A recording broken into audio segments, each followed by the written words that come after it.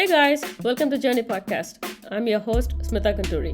You're going to hear a new segment in Journey Podcast as Coach It Forward. Hope you guys enjoy. Hello everybody, I have Wendy Byford with me today. She is a corporate America escapee who went on to build a seven-figure business of her own with 20,000 clients and several employees.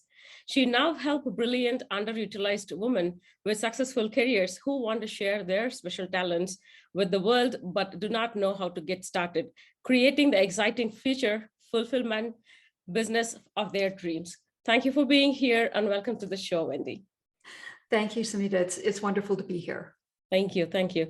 When I was reading your introduction, I myself was so intrigued in understanding, because I also sometimes think how to get started. Right. And lots of people in corporate America get stuck there. Yes. They really know that they've got something inside them that wants to come out, that they could do so much more than their job is allowing them to do. But when they think about, well, how do I start a business? They get overwhelmed. Okay. They think that it's setting up General Motors instead of a small business. And so when I work with these people, what I'm helping them to do is to get clarity on what it is that they want to do, who they want to do it for and why, get focusing on the right actions that they need to take, and also overcoming their limiting beliefs, and then getting aligned so that they have all of their thoughts, their beliefs, their words, their emotions, their actions, they're all in alignment, which makes growing a business so much easier than when your energy is fighting the actions that you're trying to take. So that way we can get people started, and then they can go on to building six figures, multiple six figures, seven figures, whatever they wish. Awesome. Why did you even start this one? What is the story behind starting this kind of a help to other people? Well, I think like most people, when you're growing a career, it's never a straight line, right? It's always kind of meandering through the forest, trying to figure out what you're here to do. And so coaching is really my act 3, if you like. When I left university, I, like many of my generation, bought into the, well, you've got to have a good education, and then you've got to get a good job. And so I worked in corporate America for several years. And when I left, I thought I knew what I wanted to do, and then decided that I absolutely hated it. And so I remember not long after I had left corporate America and decided that what I was going to do was something I really hated, I remember sitting on the edge of my bed in the morning. My husband had gone off to work, and I thought, I don't know who I am anymore. I don't know how to get started in something that I will find fulfilling, that will give me back my sense of identity. Because if you're a successful career woman, then you know that a lot of your identity is wrapped up in the job that you're doing, right? I used to travel all over the world. I used to do things that our company hadn't done before, and be, proud of the fact that I and my team could solve these wonderful problems that we had. And when I wasn't doing that anymore, I didn't really know who I was. I knew I had these skills, but I didn't have that sense of identity. So I decided that I really wanted to go into coaching. Now, this was 20 years ago, more than 20 years ago. And I started to study with some people that you may be familiar with, people like Bob Proctor and John Assaraf and those sorts of people. And I was going to be a coach, and I got sidetracked. I got completely sidetracked into building a seven-figure business that had nothing to do with traditional coaching. We set up LLCs and corporations for people. We partnered with various people who were doing seminars and whatnot, and wanted to give these assets to their clients. And so we built up around 20,000 clients or more. We did a huge number of filings. And the part that I loved was teaching people how to look after what we had set up for them. Oh, that to me was the most important thing. It was helping people to understand and really use what it was that we had set up. And after we had been doing this for 15, 16, 17 years, as you can see, I have some gray hair, and it's starting to think about what I wanted to do kind of in the future. And I kept thinking, at some point I want to sell this business and I want to go back to what my love is. And my love has always been helping people, teaching people, coaching people, helping them to get started. And I thought, I'll bet there are so many women who were just like I was, waking up to the fact that there is so much more that they have to offer than they could do in their job, right? Just wanting to get that out into the world and not knowing how to get started, being a little overwhelmed, perhaps a bit intimidated, not having confidence, not understanding, where the money's going to come from, sometimes not even knowing what they would do because they don't recognize their own brilliance. And this is what I love working with. These are the people, these are my people that I really want to help. Okay. The first question is, what age were you to shift your career? Oh my goodness. So this is for anyone who thinks that they are too old, right? Exactly my point. Right. So I left corporate America when I was 50. Wow. And I became an entrepreneur. Okay. And then we've been running our business for 16, 17 years. And so now I've decided that I want to do something else. And I had done a couple of things before we hit on growing that business. I had done a couple of other things. As I said, I wanted to be a coach. So I had coached for a while. I had some clients. So I am a coach. I am very knowledgeable. I have tons of experience. I was in corporate America in different companies for 30 years. I've run my own company for like 17 years. Before that, I was a coach. And now I'm going back to be a coach, and I am 70. Wow. Wow. So don't ever think that you are too old, because I hear so many career women saying, well, I'm 45, I'm 50, I can't do this. Of course you can. You're just starting another phase of your life. And it doesn't mean that you have to work 80, 90, 100 hours a week. You can grow the business at your own speed, and you can have the business of your dreams. There are lots of ways to do it. So you don't have to be, 30 years old. You can do it when it's right for you. Okay. In that note, let me ask you, like, if I have to start, for example, the question that I always will have, it is my personal question. Maybe many people, you might have heard the same thing. Like, we have the financial responsibility that we need to take care of our family. Right. If I'm stopping what I'm doing and starting entire new thing, let's just say I'm starting a business. I don't even know when I can start getting the return, or like, of course, I have to really think about the financial situation is what I'm trying to say. Right. So with that thing, the limiting belief or the mindset challenge, as you were mentioning before, will always be there. Yes. How do you answer to a person like me, or like, how do you coach that kind of a scenario? By looking at what's realistic for that person, in all honesty. Some people get a golden handshake from their corporation, and they're now terrified of starting their own business, even though they have some money that they can use. Okay. And so it becomes a matter of, can we get over the limiting belief that they don't have confidence in themselves to do this in order to use that money to start their future? Okay. So that's one thing. Sometimes people, as you say, they have responsibilities. They may be the sole breadwinner in their family. They can't afford to just quit their job. Yes. And then say, I'm going to start a business, right? So in that case, then we're looking at, okay, so how do you start the business in conjunction with holding down a full-time job? And there are lots of different ways to do that. So we look at the expertise, we look at the area that you really want to work in, and what's it going to take to build up your credibility in that area, so that when you go out to do whatever it is you want to do, you can do it. So let's say, for example, that you are an HR professional. Okay.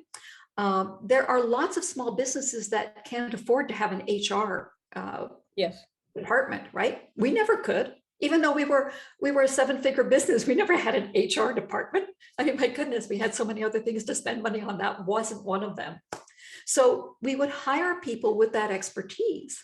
So all you need to do then is to get 1, 2, 3 clients where you are providing that expertise to them. And that might be enough money coming in on a monthly basis for you to then maybe go part-time or leave your job. And it depends upon the company that you're working for. Sometimes they may allow you to cut back your hours because they're looking for ways to save money. So there's all different ways to look at how you're going to fund this. You don't necessarily have to borrow money, although it's an option. You might be able to get a grant if you're in a very specific type of situation. You may be able to get a grant to start a business. There's all kinds of ways to look at it. So the funding should never hold you back. Seriously. The things that will hold you back are lack of clarity, lack of focus, and lack of alignment. And those we can take care of. Okay. Does that answer your question? Yep. Okay. When you're giving that kind of an advice to anybody, let's just say you gave that advice to me right now, would you also give a basic estimation of the business that I wanted to start, or like that estimation of how much I can afford? Of course, I can always have the number that how much I can afford back of my mind, but do you provide that kind of an estimation as well for them to understand where their business should start with? Right. So if it's a limiting belief, and of course, everybody is different.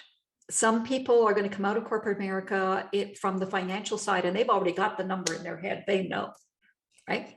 Some people don't. And so if it's a limiting belief, we're going to sit down and say, okay, first of all, we're going to find out how much money it's going to take every month for you to pay your bills. Okay. So that's the first thing that you need to figure out. You're running a household, you're supporting children. So you go back through every bank statement, every credit card, all of your cash purchases. You look at everything and say, okay, this is how much money I need every month to pay my bills. Then we look at what it is that you want to do. And to get to the point where we have a good idea of what it is that you're going to be doing, we need to go through a number of steps. Okay, so when we get to the point where you say, this is what I want to do, then we need to go out and take a look at, on average, what's the going rate for what it is that you want to do? How much do people normally make? And you may be in an area where you already know. So if you're in corporate America and you've been hiring people, for example, consultants, to do a specific job, then you know what you were paying those consultants already. So you know what you would be worth, right? But if you're coming out into an area where you're not really sure, then it's always good to underestimate how much you're worth until you've got that rock solid credibility. So if somebody, for example, if you wanted to be a coach, right, and you're feeling like, I've never coached before, and I don't really, I know I've got this expertise, but, coaches in my area who have experience are charging $400 an hour. Well, then you might look at yourself and say, okay, I'm just starting out, so I'm going to do $300 an hour instead of $400, or in a package, it will average out to $250 an hour, something like that. So we're going to talk about what makes sense and then figure out from that how many clients you need to have in order to cover your expenses. And so you may start out with having clients on the side, right? So you've got your corporate job, but, on the weekends or in the evenings, you're doing this job on the side. And is it going to be tough? Of course it's going to be tough. Right now, I have a wonderful client who has a daughter that needs attention. She works full time and she's building her business. And so is she working hard? Of course she's working hard. But we've got a goal. We know where she wants to go. We know what it is that she wants to do, and we're going to get there. So it really depends upon a number of things. Are you ready? Not everybody is ready to start their own business. They may not like where they are. They may think, I'm better than this. Well, if that's true, I would invite you to go to my YouTube channel, From Career Woman to Business Owner, and look at the training, the 5 questions that you need to answer before you start your business, and look at the module on why you want to start a business, because the why may not be that you want to start a business at all. The why may be that you want to get out of your job. Well, in that case, you can go work for another company. If you're in a corporation and you hate corporate America, go work for small business. If you don't think you have enough opportunities, go to a larger company, take a sabbatical, upgrade your skills. I mean, there's all kinds of things you can do other than start a business, right? If you're going to start a business, and I'm speaking from experience here, right? I built a 7-figure business, and I can tell you there were days I sat underneath my desk, banging my head against a wall saying, why did I do this? Why did I start this business? Now, in the end, of course, I loved my clients. I loved working with these people. This was an area that I was passionate about. And so, of course, after my 5-minute tantrum, I'd calm down and say, of course, I've got a business. Well, let's just get on with this, right? But not everybody is really set up to be an entrepreneur. But if you feel like you've got this in you, you really, really want to start a business of your own, then there is always a way to do it. When you were talking about clarity and focus, let's just say, I know where I want it to be, maybe like down the line, 5 years, 10 years, whatever, but I don't know where to start. Of course, you were mentioning that everybody will have that question, where to start. Right. I even understand where to start. I know my end goal, but I don't know the steps to reach to that point. In that case, how do you suggest, or like, how do you help me to understand that clarity for myself? Okay. That's an excellent question, Smitha.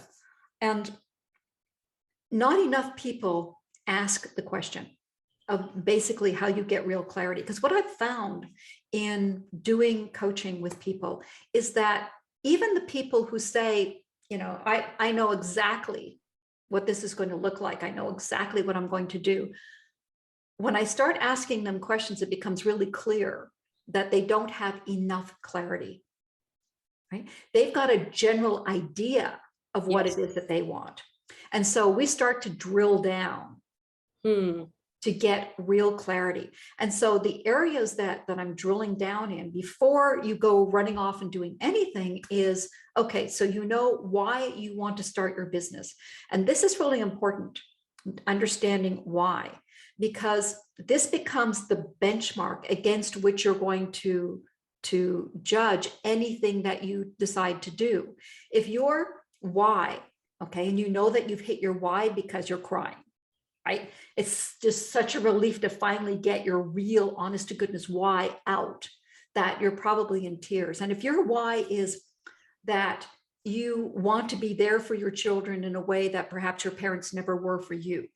Yes. Well, if you tell me then that you want to build a multi-7-figure business, I'm going to go back and say, how is that going to fulfill your why? To build that kind of business, you're not going to be there for your children. Yep. It takes a lot of work to do that. So how is that going to help you with your why? Right? So you need to get your why down. And then we need to kind of use it as the benchmark against which we judge other things. Then we're going to look at what area do you want to be in and who is it that you want to serve? And be really clear, because the demographics, I don't care what color socks they wear, right? They say, you got to know your avatar right down to the color socks they wear. I don't care. I honestly don't care, but I care about the psychographics, because if you don't get these right, if you don't get the personality part of this right, then you're going to end up building a business that you hate. You can't wait to get out of, because these people are not going to be your people.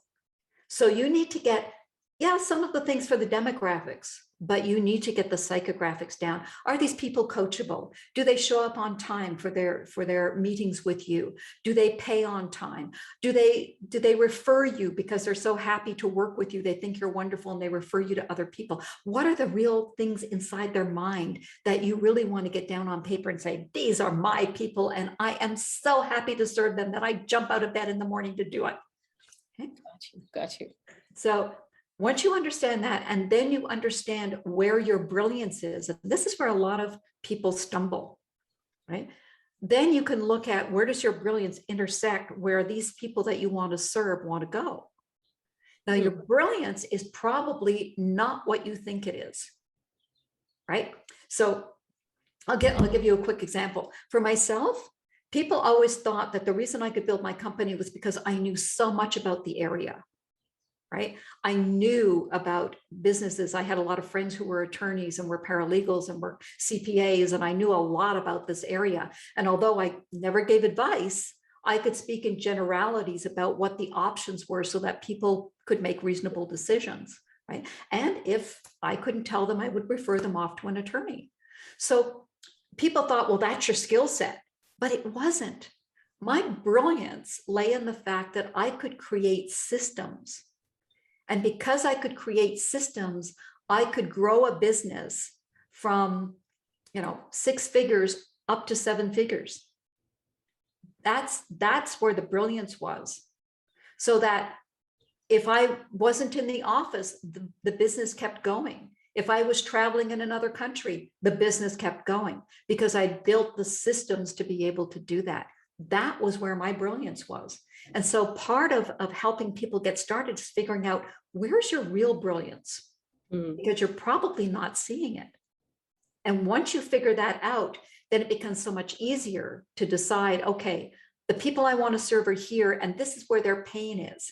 This is what I can help them with. This is where they want to get to, and I can help them get there. And this is the brilliance I'm going to use to do that. Got you. Awesome. When you're saying people need to understand when they are ready, when you're asking a question like, are you ready to move on? How do I identify myself if I'm ready or not?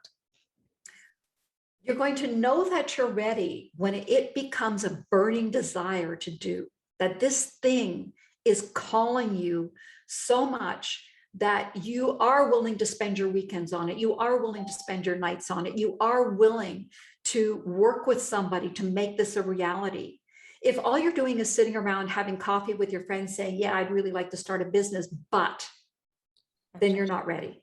It's the but that says, I'm going to make up excuses to make myself feel better for the fact that I'm really not ready to do this. That's a very well way to put it, actually. That gave a lot of sense. Awesome. So you were also mentioning that you sat under your desk and banging your head where you felt like, yeah, why did I even start this? So what was your lowest moment in your business? I'm sorry, say again. What was your lowest moment and how did you come out of it? My lowest moment. My lowest moment was literally sitting under the desk, banging my head against a wall because I was working every night until 10 o'clock. I was up every morning at 4:30 or 5 o'clock to go start my business. And I had fallen into a trap that I will tell every businesswoman, this will probably happen to you, and here is how you solve it.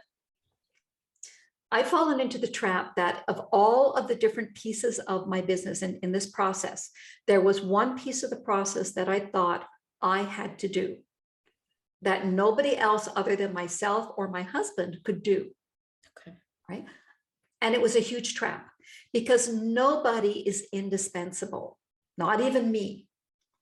And when I was sitting under my desk, banging my head against a wall, what made me stop was I realized I have to find a way to do this. I have to find a way to teach somebody else to do this piece of the puzzle, or I'm going to die. And I'll die under my desk, banging my head against a wall. So it made me sit up and say, there is a way to do this. And I figured it out. Right? It took me 3 months to build the process, hire the person, train the person, and then completely back off and let them run with it. But once I'd done that, I could do it again. If I'd done it once, I could do it again. So it was brilliant. It took that to get me down to the point of realizing that nobody is indispensable. You can build a system around anything. And once you do that, then you really can be the CEO of your company. and work on the business, not in the business. And that's where everything was like, this is brilliant. We are good to go. How do you understand what needs to be delegated or what you should own as a person who started the business? You know, that's a really interesting question. And again, not enough people really ask this question of what do I need to hang on to? You need to have control of the systems that make your business run. Okay. And that's because if you decide to sell the business, what you're really selling, in addition to your client list, is basically the processes. And if you don't control the processes, then you're going to be held to ransom by somebody else, right? So the way that I looked at it was I had to be able to build the process so that I knew how everything was supposed to run. Once the process was built, then the responsibility for that process was given to an employee. And it was their responsibility to follow the process or to modify it and to let me know what the modification was. So they could make modifications, and we would have lunch and learns where we'd all sit around a table and I would ask the question, okay, what screwed up this week? Right? Now, a lot of people would say, you can't ask that question. People are, not going to tell you. We had built a culture in the business where it wasn't a problem to say, yeah, this screwed up. I screwed up, right? That wasn't the problem, because the next question was, how did we solve the problem? Right? Yes. And now, how have we modified the process so it doesn't happen again? Right? So people could say, yeah, this screwed up and it was really bad, and this is how we fixed it. They then had pride in, this is how we fixed it, and this is how we've changed the process to make sure it doesn't happen again. So they would have that responsibility. The next thing that we looked at was, what were the areas that could be automated? Now, we made a brilliant hire at one point. We hired an employee to look after creating company record books. And our clients were fairly high level, so we wanted to make sure that the book that we sent out was a really good book. The documents in it were documents that we had created, that they played very well to what our clients were doing. And we printed everything in-house and basically sent everything out. The binder went from the printer to the client, and they could just put things together. Well, that whole printing process really took a bit of putting things together. So when we hired a fellow who was going to go to this process, he actually had his university degree in IT, but he couldn't find a job. So we gave him a job, and he said, hey, can I look at this area? And we said, sure, go for it. He automated that whole area for us. Now, in doing that, two things happened. One was that it meant that when he left, we didn't have to replace him because the whole thing was automated. But the other thing that was really great was, in doing that project, he upgraded his CV to the point where he just got a killer job when he left us. Awesome. So it was a win-win. So we automated that entire area because it could be done, and we had the right person to do it. So you want to look at things that are repetitive, and that gives you some scope for automating. We also automated other things where we could put software together so that when we did a form, for example, that would go to the client, that all of the information would be sucked out of a database, and we didn't have to re-enter things over and over again, or we didn't have to cut and paste because everything was sucked out. So you want to look at those areas to see where you can automate things. The next thing that you want to look at is, what can you outsource, right? What's something that you can actually get rid of, but if that person goes under, you can either find another partner that you can outsource to easily, or you can bring it back in-house if you have to. So these books that we'd automated, we looked at and said, the whole process is automated right now, except for the actual printing. let's go to the fellow that provides our binders and see if they will print off this book. If we create it, can we email him the final result? And he'll do the printing, shrink wrap it with the binder and send it out to the client. And of course, he was happy to do that. He gave us a great price. And so now the client, instead of getting 2 packages, one from the printer and one from us, got 1 package, same stuff, all the same stuff that we were providing, but now it's being printed by somebody else. And so that means that that whole step is something we don't have to do anymore. Now, if that printer had gone under, we had a backup printer that we could have used, or we could have brought it back in house because we still had our huge printers that we could have used. We could have brought it back in house if we needed to, but we never have. We chose our partner very carefully. They have been absolutely awesome for us over the years, and we never needed to bring it back in. How to identify red flags in a business?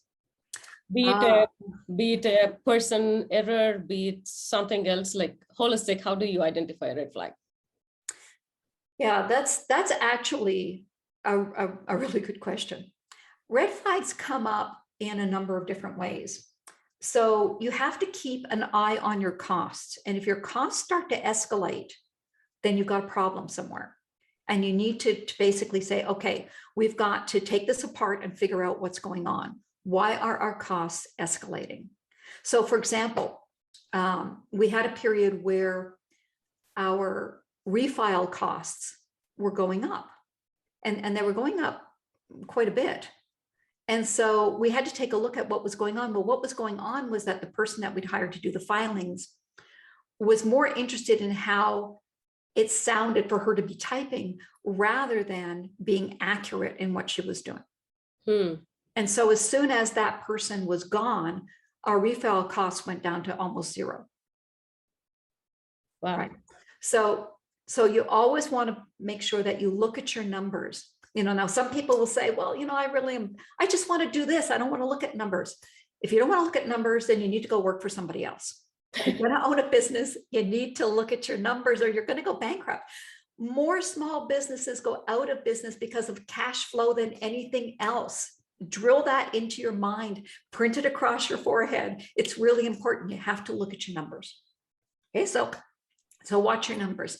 Also, if you have employees and you're talking to them, make sure that you keep an eye out for things that are repetitive. The same problem happens over and over again. Your clients are complaining about the same thing. So maybe, for example, and you've probably found this out yourself, you may be working with a company where, for whatever reason, their customer service is just horrendous. Maybe they're not even aware of it, but their customer service is really bad. That's a huge red flag, because you're going to get rid of clients faster than you can bring them in if that's the case. It takes you a lot less money to keep a client than it does to get a new one. So you always want to keep your clients and then upgrade them to your next level of service or whatever it is, right? So if clients are fleeing, then you need to look at your customer service area. You need to look at that customer experience and see what's going on there. And it can be, you may say, well, I'm not a huge company. Why would I care? You care because, as I said, you want to hang on to your customers. Your customers, your clients, are the people who are paying the bills. And so even if you are on your own, if you find that your clients are leaving, take a look at the experience that they're having, right? So you may be a consultant, for example, and you really have a reluctance to talk to your clients when something goes wrong until you've got the solution. Lots of people who are perfectionists are like that. And I started out that way in corporate America, right? I never wanted to talk to a client until I had the solution. I wanted to ride in on my white horse and say, I've got it solved. Everything is wonderful. What I learned was that wasn't nearly as important as you're getting back to the client right away and saying, I got your problem. I understand what it is. I'm working on it. I'll get back to you as quickly as I can. If I haven't got a solution by the end of the day, I'll let you know that, and we'll keep working on it until we've solved this. Right? So even if it's just you, right? Look at the experience that your customer is having and think about it for yourself. If I was on the other end of that phone or the Zoom call or face-to-face, right? How would I feel about what it is that I'm doing, how I'm working with that client, right? And make sure that you don't have any red flags in that area. So you're looking at feedback from your clients. You're looking at feedback from your employees if you have them, or independent contractors if you have them. You're looking at your numbers, and those are going to give you your red flags. Let's just say I'm in a hotel business or something, as you were mentioning about the customer service. Somebody is doing the mistake, or like some area is having the mistake there. And yes, you are seeing your numbers are going down. But how do you really identify that specific spot is what is bleeding there? Okay, so if you're looking at your numbers and you're catching it there, then you want to go to the process behind that number. So in one case, we found that our supply number was skyrocketing, right? And I mean, there's only so many business supplies you can buy in a month, right? But that number was huge. And so we looked at it and we thought, okay, so what's the process behind that number, right? Who is putting those supply requests in? Who's the buyer? Well, it happened to be our bookkeeper. Lovely woman, loved her to death, just great person. But she always thought, well, you know, I need a rubber band, but look, there's 1,000 rubber bands on special. I'll buy 1,000 rubber bands. Well, wait, I mean, who needs 1,000 rubber bands, right? Got it. So we went back and we sat down with her and said, look, this isn't working for us. So we're going to take that back until we find out what we really need, and then give it back to you. I said, okay, if we do that. And she understood. I mean, she was a bookkeeper. She knew the costs coming in, and we explained to her, see what's happening. These costs are rising and we need to get a handle on this. So we gave the area back to my husband, and my husband would look at, what do we really need? Not what's on special. What do we really need? And then those costs came down again. So just take a look at, if you're finding this because of a number, look at the process behind the number. If it's because of a person, then look at a couple of things. Look at the skills of the person. Have you done a good enough job training that person? Maybe not. I mean, so many entrepreneurs, when we hire people, we think that we've hired a mind reader, right? And we expect them to just go do it. Yes. Well, nobody just goes and does it, right? They need direction from you. You need to have your process documented, even if it's with that person. So you may have them sit beside you while you do something, and they take notes, and then you turn it into a process. Whatever it is, if you don't have your processes already documented, then make that your first step. Have them sit beside you, watch what you're doing, ask questions, have them write out the process, and then look at it, make sure there's nothing missing, and say, okay, that's how you're going to do this. I taught people how to do filings by having them watch me or go bring up the filing, and then I would stand beside them and explain every single step to them. And then they would do it. And then the next time I would stand by them again, and they would do it, and then they could do it on their own, right? So there are lots of ways that you can do things, but look at the training of the person first. Don't just think, oh, I've got the wrong person. Look at what it is that they're doing, and did you tell them to do it differently, or are they second guessing this and they're afraid to ask you? Always look at how approachable you are. Yeah, you're the CEO of your company, and you may be far more intimidating than you think you are, right? Yes. So make sure that you're approachable. Make sure people can ask questions, that they can say, you know, I don't really understand this. Can you help me? And then go in with a smile and say, absolutely, let's take a look at this. And if you do that, then you're going to find that that person is going to learn pretty quickly. Now, one thing you have to make sure is that when you hire somebody, that you're hiring not necessarily for skill so much as for attitude. Okay. Yep. So you're going to find that somebody who has the right attitude, who really wants to learn, who really wants to do a good job, who, you know, takes notes, is detail oriented or whatever, is far more important to you than the person who's been doing this for 30 years and now this is just another job. Right? Okay. Yep. Right? So Yep. if you've got the right person and something is going wrong, look at how you have trained them, look at the process that they're following, and make your adjustments accordingly. Don't assume that, the person's an idiot and I've got to get rid of him, because that's usually not the case. You may be looking at the idiot in the mirror. Yes, yes. The last question I have, what is the most important thing that you think a person that is about to start the business should have?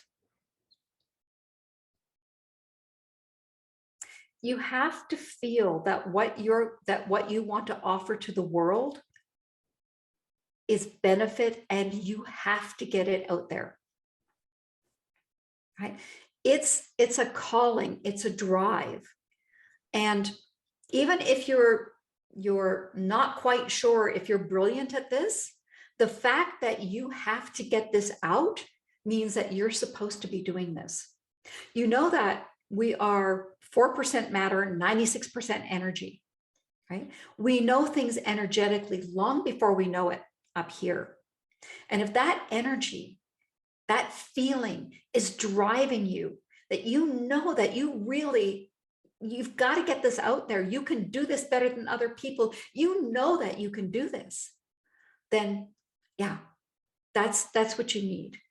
Because you've got to have that feeling to drag you through the worst days. And Yeah. if you don't have it, then you're going to give up. You're going to say, this isn't for me. And you're going to go back to a job and you're going to hate yourself, because you're going to look at yourself as a failure. Yep. Yep. Right? So just make sure that when you sit quietly and you're just thinking, I really would like to start a business, that feeling is just dying to come out of you, that whatever it is that you want to do is something that you're feeling driven to do, and then say, yeah, okay, let's get on with this. What is the one worst thing that should not have? The worst thing is an expectation that this is going to happen overnight. Yeah, right? Because so many people think, I'm brilliant, right? A year from now, I'm going to be in 7 figures. And unfortunately, a lot of that is fueled by what you see on social media. Yes. I'm going to give you 100,000 clients in 3 days. That doesn't happen. When that person says to you, hey, I can get you 100 clients a month, what you're not seeing is the 6, 7, 10 years that he spent trying to figure out how to do this. Yes. And the fact that even if you follow his system, you don't have all of the contacts, you don't have all of the relationships, you don't have everything built up that he built up over those 10 years that you need in order to get those 100 clients a month. Yep. Yep. So if you go into this thinking that you've got this nailed, it's going to happen overnight, it's not going to happen overnight. Doesn't mean it's not going to happen. It's just not going to happen overnight. So you've got to make that decision when you're going to build that business, that you're in this for the long haul. Yep. Right? And if you are, then it may actually happen faster than you think. Once you get your energy and your actions aligned, it may happen faster than you think. It's just not going to happen tomorrow. I think that too many of us, women in particular in corporate America, don't recognize our brilliance and don't recognize what we have to offer the world. And it's a combination of heart, mind, and mechanics. It's that we can bring to the table not just the fact that we are brilliant, we've got brilliant skills to do something, but also that we've got the heart to help people with whatever our skill set is. And that combination is so needed in the world. Yes. So if you're in corporate America and you're thinking about starting a business of your own, and that is just dying to come out of you, but you think, who am I to do it? Who are you not to do it? Yes. If I can paraphrase Marianne Williamson, do not be afraid of your brilliance. Do not be afraid of your light. If you have something to bring to the world that it can benefit from, then you do it a massive disservice by playing small. Yes. Lean into your brilliance and do it. Okay, thank you for tuning in, and you can find me on all the socials at Smitha Gunturi and the show notes for any resources mentioned. See you next week. Take care.